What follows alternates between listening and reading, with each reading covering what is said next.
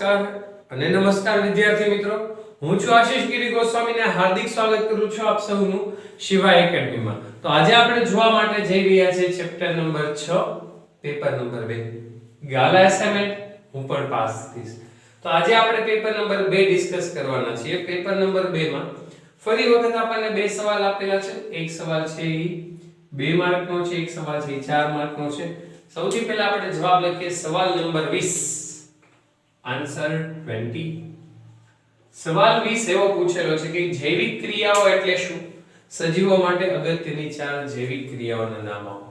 તો chapter number 6 નું નામ જ છે જૈવિક ક્રિયાઓ. જૈવિક ક્રિયાઓનો મતલબ શું થાય?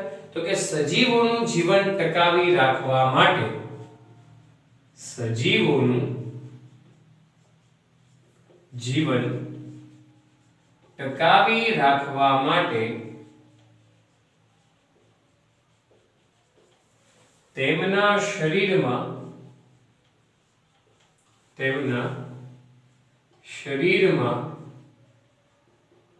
થતી ક્રિયાઓને જૈવિક ક્રિયા કહે છે. જૈવિક ક્રિયા કહે છે. આ થઈ ગઈ જૈવિક ક્રિયાની વ્યાખ્યા. હવે પૂછ્યું છે કે સજીવો માટે 4 જૈવિક ક્રિયાઓના નામ આપો. અગત્યની 4 જૈવિક ક્રિયાઓ કઈ કઈ હોઈ શકે છે? તો લખીએ કે સજીવો માટે 4 અગત્યની જૈવિક ક્રિયાઓ.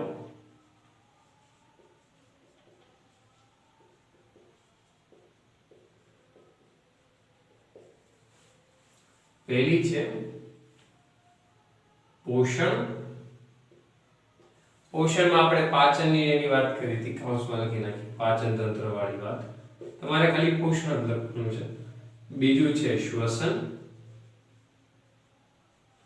ત્રીજું છે પરિવહન, રુધિરનું પરિવહન. આપણે આની આગળના પેપરમાં જોયું ને એ રુધિરનું પરિવહન. અને છેલ્લું જે છે એ છે ચોથું ઉત્સર્જન. 2 માર્કના સવાલ પૂછ્યો છે તો આપણે માત્ર એટલું ન લખવું જોઈએ. તો આપણે ખાલી ક્રિયાઓ છે ને એની સામાન્ય માહિતી આપી દઈશું કે પોષણની જે ક્રિયા છે એનાથી શું થાય છે? તો કે સજીવ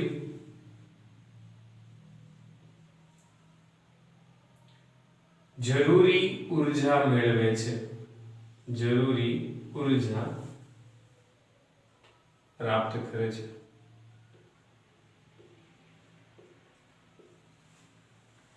ઊર્જાનો સ્ત્રોત લખીએ. ઊર્જાનો સ્ત્રોત પ્રાપ્ત કરે છે. હવે આપણી પાસે શ્વસન છે. શ્વસનમાં આપણે ગ્લુકોઝની વાત કરી હતી, યાદ આવ્યું? તો એ ઊર્જાના સ્ત્રોતમાંથી ઊર્જા મેળવે છે. શ્વસનમાં શું થાય? ઊર્જાના સ્ત્રોત ગ્લુકોઝ માંથી ઊર્જા મેળવે છે. પછી ત્રીજું પરિવહન. પરિવહનમાં શું થાય કે ઊર્જાના સ્ત્રોત જે છે ઓક્સિજન છે, જમેલું છે, એ બધા શરીરના વિવિધ અંગો સુધી પહોંચાડે છે. તો પરિવહનમાં લખશું કે ઓક્સિજન અને ઊર્જાના સ્ત્રોતને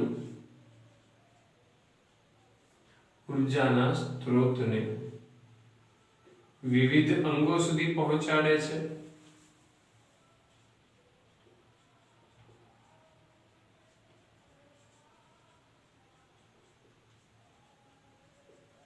અને છેલ્લે ઉત્સર્જન. તો શું કરવું પડે કે ઉત્સર્ગ દ્રવ્યોનો નિકાલ કરે છે. ઉત્સર્ગ દ્રવ્ય એટલે આપણા શરીરમાં જે જમ્યા પછી વધારવાનું છે એ બધું. તો ઉત્સર્ગ દ્રવ્યોનો નિકાલ કરે છે. એની પછી છે આન્સર 20 અથવા વાળો જલવાહક અને અન્નવાહક પેશીનો તફાવત આપો. આપી દઈએ યાર, તમે કેમ એમ કરો છો? देता हूं ना मैं. जलवाहक और अन्नवाहक का तफावत देता हूं ना बढ़िया तरीके से.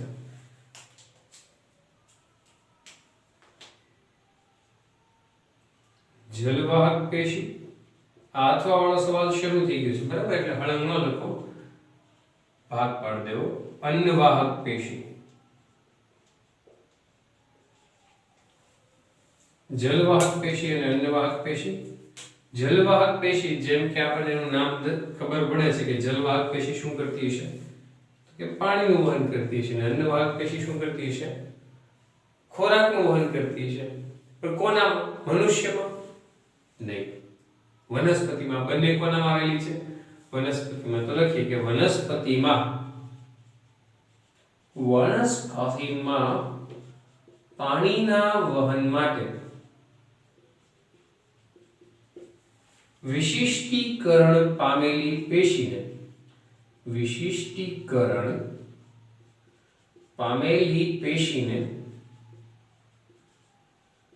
જલવાહક પેશી કહે છે. અન્નવાહકમાં શું લખશું કે વનસ્પતિમાં પાણીના વહન માટે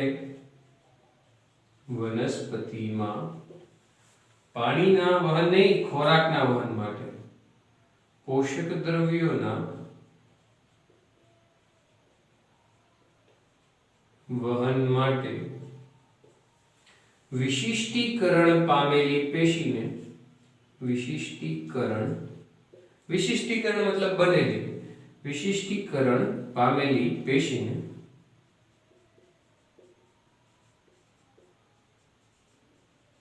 શું કહેવાય?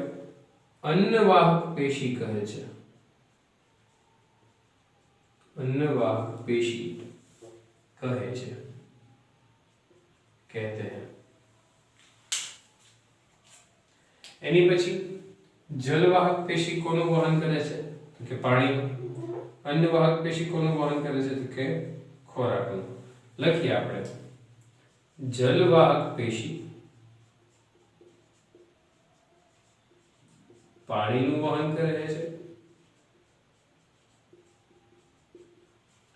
અન્નવાહક પેશી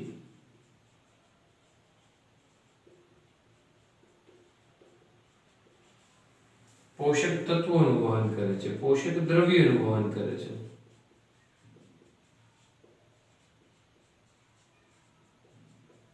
પછી જલવાહક અન્નવાહકમાં શું લખશું? તો કે જલવાહક પેશી જે છે ને એ મૂળમાંથી પાણીનું શોષણ કરે છે. હા કે ના?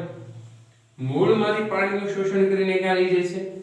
પર્ણો સુધી. કેમ કે પ્રકાશ સંશ્લેષણની ક્રિયા પર્ણોમાં થતી હોય ને અન્નવાહક પેશી જે છે પર્ણોમાં બનેલા ખોરાકને જે વનસ્પતિના વિવિધ અંગો છે ત્યાં સુધી લઈ જાય છે. ફળ સુધી લઈ જાય છે, બીજ સુધી લઈ જાય છે, ફૂલ સુધી લઈ જાય છે, મૂળ સુધી લઈ જાય છે, થડ મતલબ કે પ્રકાંડ સુધી લઈ જાય છે. બરાબર? તો એ ઉપરથી નીચે લઈને આવે છે, નીચેથી ઉપર લઈને જાય છે.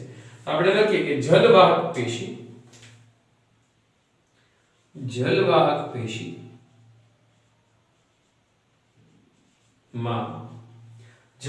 પેશીમાં ઉધર્વ વહન થાય છે, નીચેથી ઉપર તરફ વહન થાય છે. કેવું થાય છે? ઉધર્વ વહન થાય છે. અન્નવાહક પેશીમાં ઉધર્વ વહન પણ થાય, અન્ન વહન પણ થાય. એવું બની શકે કે ફળ ઉપર હોય તો ઉર્જા ઉપર પણ લઈ જવી પડે. એવું બને કે આપણે પ્રકાંડમાં વિકાસ કરવાની જરૂર છે તો ખોરાક આપણે નીચે પણ લઈને જવો પડે. તો અન્નવાહક પેશીમાં ઉધર્વ વહન પણ થાય છે, અધો વહન પણ થાય છે. અન્નવાહક પેશીમાં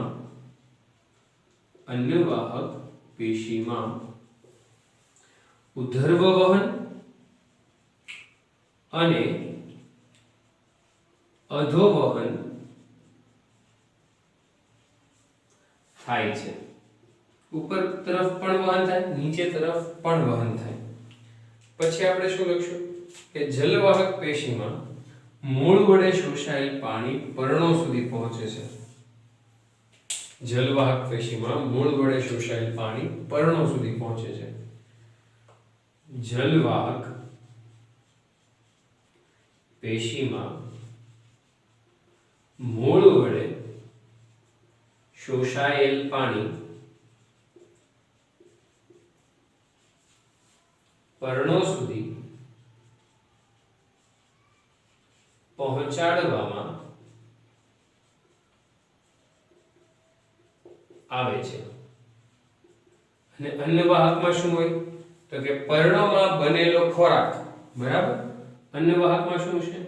અન્નવાહક પેશીમાં પ્રકાશ સંશ્લેષણથી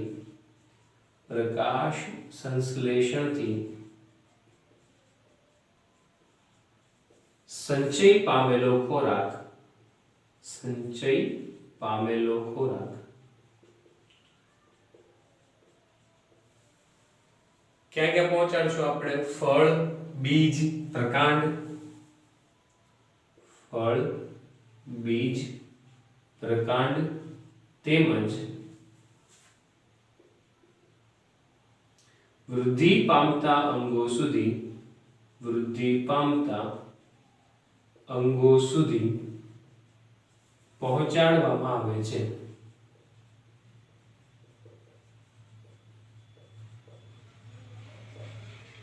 હજી એક પોઈન્ટ લખી નાખીએ આપણે કે આપણી જે જલવાહક પેશી છે, બરાબર, જલવાહક પેશી જે છે એમાં શું થાય છે? એમાં બે રીતે પાણીનું વહન થાય છે.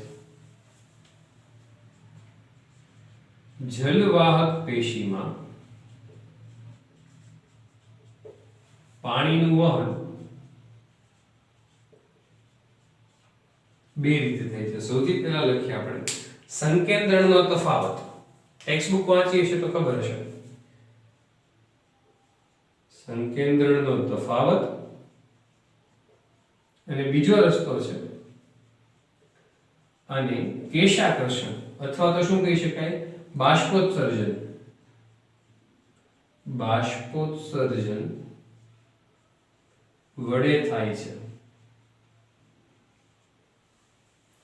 અને અન્નવાહકમાં શું આવશે? અન્નવાહક પેશીમાં તો મોટા ભાગે નીચે જ જવાનું છે, તો એમાં આવશે અન્નવાહક પેશીમાં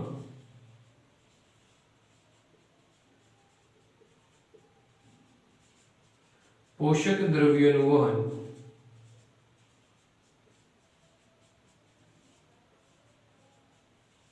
કોના વડે થાય છે? તો કે ગુરુત્વાકર્ષણ વડે થાય છે. ગુરુત્વાકર્ષણ વડે થાય છે. બરાબર, જોઈ લો ચાલો એક વખત.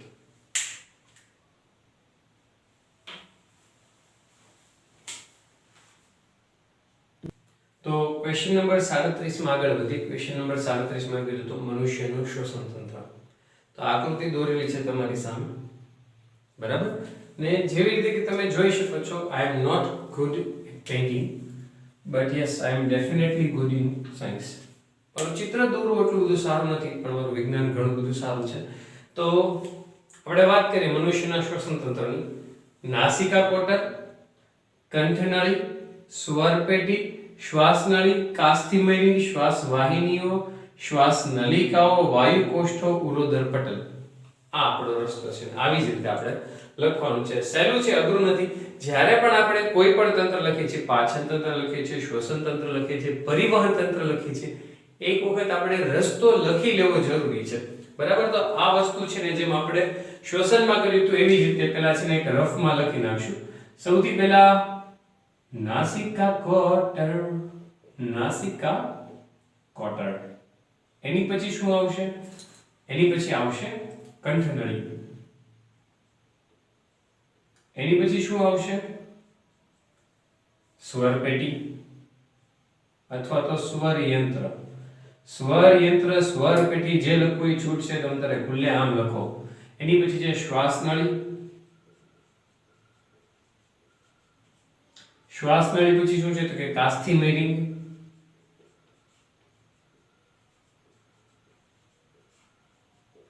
કાસ્થિમય રિંગ પછી શું છે? श्वास वाहिनियों, श्वास वाहिनियों. उसके बाद लिखा है श्वास नलिकाओं, श्वास नलिकाओं, श्वास नलिकाओं. उसके बाद वायु कोष्ठ. श्वसन અહીંયા પૂરું થઈ ગયું. વાયુ કોષ્ઠોએ શ્વસન પૂરું થઈ ગયું. વાયુ તોસ્થો બસ લખી લઈએ. હવે આપણા શ્વસનમાં જે વધારાના અંગો છે, પાંસળી, ફેફસા અને ઉરોદર પટલ, એ પણ લખી નાખીએ. પાંસળી, ફેફસા અને ઉરોદર પટલ. પાંસળી, ફેફસા અને ઉરોદર પટલ. પહેલા આ ત્રણ વધારાની જે વસ્તુ આપીને એનું કામ સમજી લે. ઉરોદર પટલ છેલ્લે પાસળી અને ફેફસા.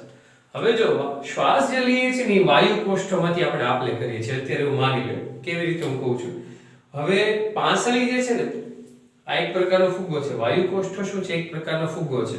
આપણા શરીરની અંદર ઘણા બધા ફુગ્ગાઓ છે એ ઈશ્વરે આપેલા છે. તો હવે જે પાસળી છે ને એ શું કરે છે કે આ ફુગ્ગાઓનું રક્ષણ કરે છે. અહીંયા આપણી શરીરમાં જે હાડકાનું આવરણ છે, આ હાડકાનું આવરણ છે ને આ ફુગ્ગાનું રક્ષણ કરે છે. બરાબર? નહીતર કેવું થાય કે કદાચ જો આપણને પાસળીઓ ન આપી હોય ઈશ્વરે ને તમે હોમવર્ક ન લાવ્યા હોય તો તમને પનિશમેન્ટમાં શું કરે? તો વાયુ કોષ્ઠ દબાવી દેવાના આવી રીતે 3-4 વાર. કેવી અઘરી છે જગા? વાયુ કોષ્ઠ દબાવી દેવાનું થોડી વાર. ઓલું કેમ આમ કાન પકડાવીને આમ ચીટીઓ ભરે લાફો મારે એની બદલે આવી કઈક સજા હોત કે આમ પેટમાં હાથ નાખીને વાયુ કોષ્ઠ છે દબાવી દઈએ. પછી ફેફસા છે શું કરે છે? ફેફસા જે છે ને એ આ ફુગ્ગાને પાછા પાસળીથી બચાવે છે. બરાબર? આ પાસળી છે એ હાડકાની બનેલી છે. એવું ક્યારેય ન બને કે આપણે શ્વાસ લેતો હોય ને ફુગ્ગો મોટો થઈ ગયો તો પાસળી યાર ભટકાવાનો ફૂટી ગયો બૂમ, આપણા પેટની અંદર ફટાકડા ફૂટવા માંડે. તો ઈ જે વાયુ કોષ્ઠો છે એને પાસળીથી રક્ષણ આપવા માટે આપણને ફેફસા આપેલા છે. ને ઉરોદર પટલ જે છે ફુગ્ગા ફૂલાવવાનું ને દબાવવાનું કામ કરે છે. કેવી રીતે આપણે સમજીએ. સૌથી પહેલા જે શ્વાસ છે એ નાસિકા કોટરમાં. નાસિકા કોટરમાં શું છે તો કે વાળ છે. વાળ છે ને શ્લેષ્મ છે. શ્લેષ્મનું પ્રમાણ શિયાળામાં વધારે હોય. બરાબર ને? ખાસ કરીને અત્યારનો જે સમય છે એમાં ઘણા બધાના નાકમાં શ્લેષ્મ હશે જ તે. તો ઈ આડા દિવસોમાં પણ હોય. માત્ર શિયાળામાં જો એવું જરૂરી નથી. બરાબર ને? ઘણા એવા જેને 12 માસ શ્લેષ્મ ચાલતું હોય. તો નાસિકા કોટર જે છે આ જે ભાગ છે નાસિકા કોટર એની અંદર વાળ છે, શ્લેષ્મ છે. વાળ અને શ્લેષ્મ શું કરે છે કે જેટલા ધૂળના રજકણો ગયા છે, જેટલી પણ હવામાં અશુદ્ધિઓ ગઈ છે આપણા નાકમાં એ અહીંયા નહીં આવી ગઈ, આગળ ન ગઈ. ઘણી વખત એવું નથી થતું કે આપણે બહુ ધૂળવાળી જગ્યાએ હોય તો આપણને છીંકાવા માંડે. કેમ કે વાળ અને શ્લેષ્મ જે છે એના માટે સંવેદી છે. એટલે આપણું જે પ્રતિક્રિયા છે ને એવી હોય છે કે બધું ધૂળ જે છે એ બહાર આવતી રહે. નાસિકા કોટરમાં નાના રોમ જેવી રચના છે, વાળ છે, જેના કારણે હવા ફિલ્ટર થઈને આવે છે. એટલે આ એક પ્રકારનું ફિલ્ટર છે. બરાબર? પછી તો કે કંઠનળી રસ્તો છે. પછી તો કે સ્વરયંત્ર અહીંયા કઈ કહેશે. એની નીચે છે શ્વાસનળી. પછી છે કાસ્થિમય રીંગો. બરાબર? તો આપણે જ્યારે શ્વસન કરીએ ત્યારે જે બે દિવાલો છે, બરાબર, આવી રીતે કોઈ દિવાલ છે આપણી કંઠનળી છે, શ્વાસનળી છે, શ્વાસ વાહિની છે, એની દિવાલો એકબીજા સાથે ચોંટીને જો આ આપણે કડક કડક હશે થોડું, એ કાસ્થિમય રીંગ છે. બરાબર? કાસ્થિમય રીંગ એની નીચે છે શ્વાસ વાહિનીઓ. આપણી પાસે બે શ્વાસ વાહિની છે. અહીંયા કાસ્થિમય રીંગની નીચે આવ્યા પછી એના બે રસ્તા પડે છે, આ બાજુ એક ઓલી બાજુ. તો શ્વાસ વાહિનીઓ, ડાબી શ્વાસ વાહિની, જમણી શ્વાસ વાહિની એવું નથી લખવાનું, પણ શ્વાસ વાહિની એટલે બે ભાગ પડ્યા શ્વાસ નળીના. શ્વાસ વાહિનીઓ, શ્વાસ વાહિનીઓના ઘણા બધા રસ્તા પડ્યા, એને કહેવાય છે શ્વાસ નલિકાઓ. શ્વાસ નલિકા એટલે શું? શ્વાસ વાહિની જે છે નાના નાના રસ્તાઓમાં વિભાજિત થઈ એને કહેવાય શ્વાસ નલિકાઓ. શ્વાસ નલિકાઓને છેલ્લે આવી ફુગ્ગા જેવી રચના છે. આપણે ફુલાવરનું ફૂલ જોયું ને, બરાબર? તો એ જે ફુલાવરનું ફૂલ છે ને એની જેવી રચના છે. ઈ શું કરે છે? સપાટી પૂરી પાડે છે હવાની આપલેને. એટલે જ્યારે હવા ભરાય છે ત્યારે ફુગ્ગો જે છે ને ઉપર વાળે આપેલો જે વાયુ કોષ્ઠો છે એ વાયુ કોષ્ઠો છે ફૂલે છે. હવા એની અંદર ભરાણી, આપણે શ્વાસ લીધો એટલે હવા ભરાણી. એટલે શું થયું કે એમાંથી જે ઓક્સિજન હતો ને આની પાછળ નાની નાની રુધિર કેશિકાઓ આવેલી હશે. એ છોટી છોટી ઘણી બધી રુધિર કેશિકાઓ જે છે ને આની સાથે જોડાયેલી હશે. જેવો આ ફુગ્ગો ફૂલ્યો, બરાબર સમજો, જેવો આ ફુગ્ગો ફૂલ્યો, મોટો થયો મોટો થયો મોટો થયો મોટો થયો, તો રુધિર કેશિકાઓ જે છે ને એમાં ઓક્સિજન આવશે. રુધિર કેશિકામાં ઓક્સિજન જશે અને રુધિર કેશિકાઓ જે કાર્બન ડાયોક્સાઇડ વાળું રુધિર શરીરમાંથી લઈને આવી છે, હૃદયમાંથી લઈને આવી છે, એ વાયુ કોષ્ઠમાં ઠાલવી દે છે. એટલે રુધિર કેશિકાઓ અહીંયા શું કરશે? ઓક્સિજન આને દો આને દો આને દો આને દો, કાર્બન ડાયોક્સાઇડ લઈ જાઓ લઈ જાઓ લઈ જાઓ લઈ જાઓ. તો વાયુ કોષ્ઠમાં કાર્બન ડાયોક્સાઇડ નાખી દીધો, ઓક્સિજન લઈ લીધો. હવે ઓક્સિજન લેવાઈ ગયા પછી હવે ઉરોદર ભાઈ પટલ જે છે, બરાબર, આપણા શરીરમાં જે એક પટેલ ભાઈ છે ઉરોદર ભાઈ, उरोदर पटल जैसी શું કરે છે? अभी उरोदर पटेल उसको दबाएगा ऐसे. હવે જો ફુગ્ગો બરાબર ભરાયેલો હતો, ઉરોદર પટેલ છે ને એને દબાવે છે. તો શું થાય છે કે આ ફુગ્ગામાંથી હવા ઓટોમેટિક બહાર નીકળી જશે. બરાબર. ઉરોદર પટલ છે ને, જો આપણા શરીરમાં આવી રીતે અહીંયા ઉરોદર પટલ હશે. બરાબર. ઉરોદર પટલ છે ને એ મોટો થાય. બરાબર. મોટો થાય એટલે શું થાય છે કે અહીંયા જેટલા પણ વાયુ કોષો છે શરીરમાં, એ બધા જ વાયુ કોષોને એ દબાવે છે. બધા જ વાયુ કોષોને દબાવે છે એટલે શું થાય છે કે હવા છે બહાર નીકળી જાય છે. જ્યારે આપણે શ્વસન કરતા હોઈએ ત્યારે ઉરોદર પટલ સંકોચાય છે. જ્યારે આપણે ઉચ્છ્વાસ કરીએ છીએ, હવા બહાર કાઢીએ છીએ, ત્યારે ઉરોદર પટલ વિસ્તરણ પામે. ઉરોદર પટલ મોટો થયો એટલે બધા ફુગ્ગાને દબાવ્યા. એટલે જ્યારે શ્વસન કરીએ ત્યારે ઉરોદર પટલ સંકોચાય છે. જ્યારે ઉચ્છ્વાસ કરીએ ત્યારે ઉરોદર પટલ વિસ્તરણ પામતું હોય. બરાબર. બસ આ હતો રસ્તો. અભી इसको लिखेंगे हम शब्दों में. तो સૌથી પહેલા હવા ક્યાંથી આવી? તો કે નાસિકા કોટર. આન્સર 37. માનવ શરીરમાં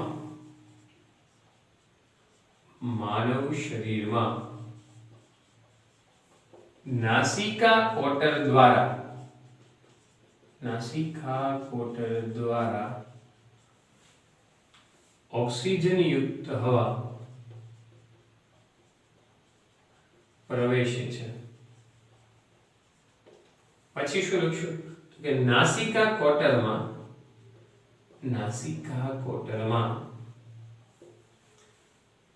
નાના રોમ જેવી, નાના વાળ જેવી અથવા તો નાના રોમ જેવી વાળની રચના હોય છે. તથા નાસિકા કોટરમાં શ્લેષ્મા, આપણા જઠરમાં જે મુક્ત થયું હતું ને, આ છે બરાબર, શ્લેષ્મા પણ રહેલું હોય છે.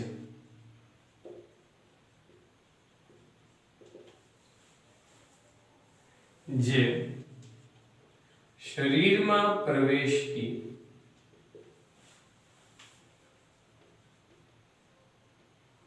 હવાની સાથે રહેલા ધૂળના રજકણોને દૂર કરે છે. એટલે પેલું ફિલ્ટર આપણા નાસિકા કોટરમાંથી. પછી કંઠ નળી લખવાની જરૂર નથી, શ્વાસ નળી લખવાની જરૂર નથી, આપણે લખી નાખીએ, ચાલો ને. ત્યારબાદ ઓક્સિજન યુક્ત હવા, આપણા શ્વાસમાં પૂરેપૂરો ઓક્સિજન જાય એવું જરૂરી નથી, બધી હવા મિક્સ જ જતી હશે. તો ત્યારબાદ ઓક્સિજન યુક્ત હવા શ્વાસ નળી, કાસ્થિ રિંગ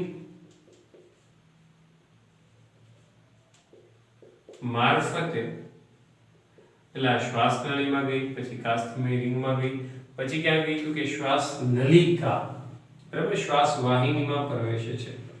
શ્વાસ વાહિનીમાં પ્રવેશે છે. પછી તો કે અહીં શ્વાસ વાહિની નાની નાની છોટી છોટી શ્વાસ નલિકાઓમાં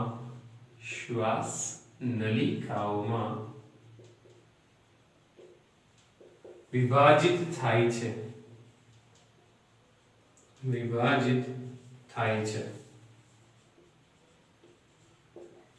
શ્વાસ નલિકાઓમાં વિભાજિત થઈ, પછી શ્વસનનો છેડો ક્યાં આવ્યો? વાયુ કોષ્ઠમાં. આ શ્વાસ નલિકાઓ ને છેડે વાયુ કોષ્ઠો રહેલા હોય છે. જે વાત વિનિમય માટે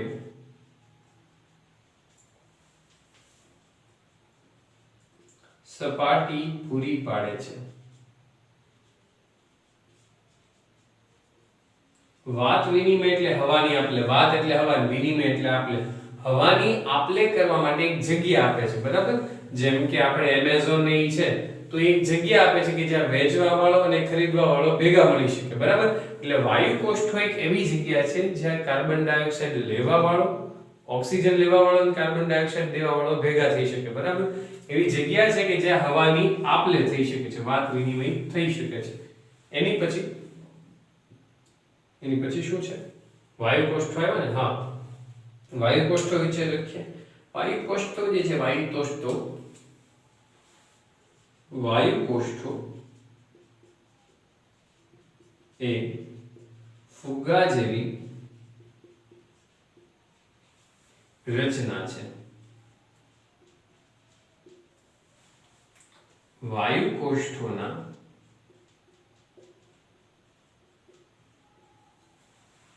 છેડે, એના પાછળના ભાગે શું રહેલું છે? રુધિર કેશિકાઓ રહેલી છે. વાયુ કોષ્ઠોની સાથે રુધિર કેશિકાઓ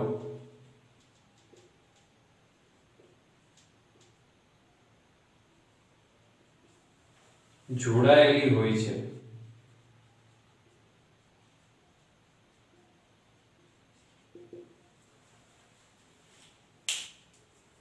આ રુધિર કેશિકાઓ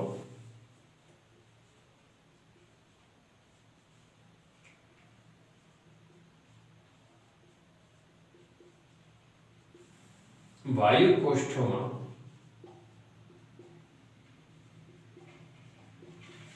CO2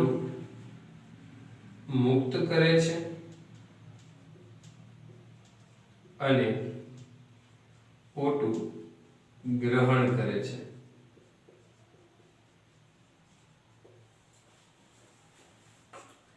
CO2 એ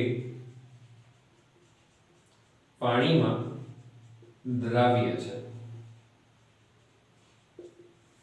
આથી તેના વહન માટે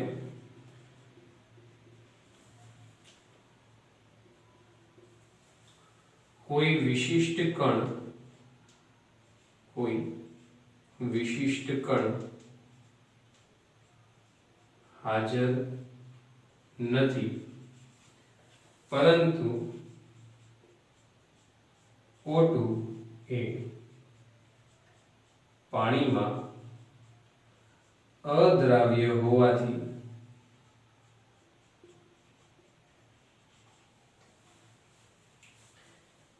તેના માટે હિમોગ્લોબિન નામક, આપણે ક્લાસમાંની વાત કરી હતી, કદાચ યાદ હશે, હિમોગ્લોબિન નામક શ્વસન રંજક કણ હાજર હોય છે. આપણે એવું કીધું હતું, ખબર છે કે O2 જે છે ને એ મહેમાન છે. હવે મહેમાન માટે આપણે એક સ્પેશિયલ ગાડી બોલાવી હતી કે જે ઓક્સિજનને શરીરના બધા અંગો સુધી લઈ જાય છે. કાર્બન ડાયોક્સાઇડ છે અહીંયાથી મુક્ત થયો તો આપણા હૃદય સુધી, બરાબર, આપણા હૃદયમાંથી આપણા ફેફસા સુધી ઓટોમેટિક પહોંચી જાય છે.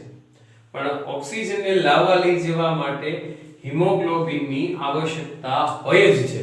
હિમોગ્લોબિન વગર ઓક્સિજન ક્યાંય જશે નહીં. આ મહેમાન છે, ઓક્સિજન છે ને મહેમાન છે. મહેમાન છે ફોર વ્હીલ વગર ક્યાંય નહીં જાય. ઓક્સિજનને લાવવા લઈ જવા માટે હિમોગ્લોબિન જોશે જ. અને CO2 છે ને ઘરધણી છે, ગમે ને ગમે નો મળે તો હાલતા પીએ છે, બરાબર? એટલે CO2 જે છે ને આપણા લોહીમાં ઓગળી જશે, એટલે એને લાવવા લઈ જવા માટે કોઈ કણની જરૂરિયાત નથી. પણ ઓક્સિજન જે છે એ મહેમાન છે, એને લાવવા લઈ જવા માટે શ્વસન રંજક કણ, બરાબર, એક કણ છે જેનું નામ આપણે શ્વસન રંજક એવું આપ્યું છે. એ શ્વસન રંજક કણ કોણ છે? હિમોગ્લોબિન. એની જરૂરિયાત પડે છે, બરાબર? હજી આપણે અડધું થયું છે, હજી થોડુંક લખવાનું છે. વાયુ કોષ્ઠો સુધી કીધું, બરાબર, પણ હજી પાસલી, ફેફસા અને ઉરોદર પટલની વાત બાકી છે. એટલું લખી પછી આપણે લખીએ.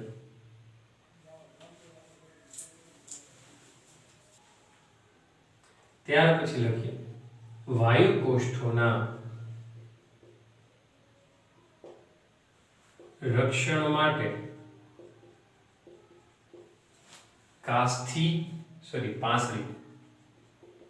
પાંસળી ની રચના આવેલી હોય છે, પાંસળીની રચના આવેલી હોય છે તથા વાયુ કોષ્ઠોના પાંસળીથી રક્ષણ કરવા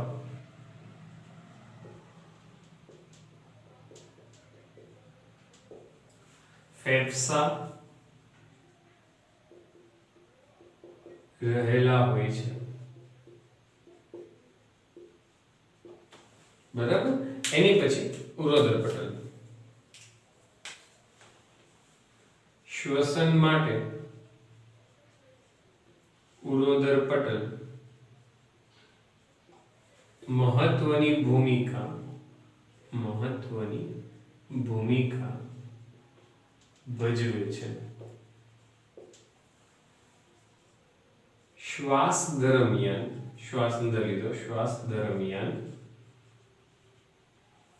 ઉરોદર પટલ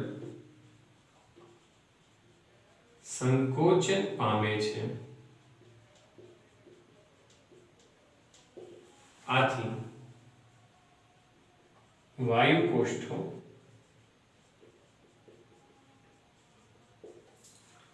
પૂરતી માત્રામાં ફૂલી શકે છે.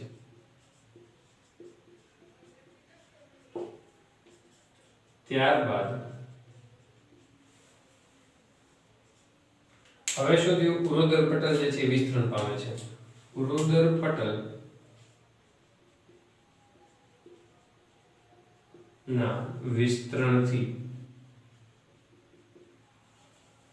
વાયુ કોષ્ઠો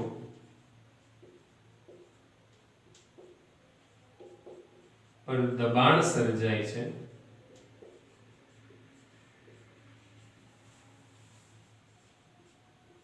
અને ઉચ્છવાસ ની ક્રિયા થાય છે. આ રીતે મનુષ્ય શ્વસન કરે છે, બરાબર. જોઈ લીધું. અને ટેક્સ્ટ બુક માંથી આકૃતિ થોડીક સરસ દોરજો. આ આકૃતિનો 1 માર્ક હોય છે. કદાચ આવી આકૃતિ દોરી હશે ને તોય તે 1 માંથી તમને અડધો માર્ક, પોણો માર્ક તો આપી જ દેશે, બરાબર. આમાં બધી વસ્તુ બરાબર છે. થોડાક ફેફસા આડાવાળા છે, ઉરોદર પટલ થોડોક આડોવાળો છે, બાકી બધું દેખાય છે, નામ નિર્દેશ કરેલું છે, તો તમને અડધો માર્ક અથવા તો 1 માર્ક પણ આપી દે. આમાં કંઈક આપવા જેવું છે નહીં, બરાબર. જોઈ લો. ચાલો.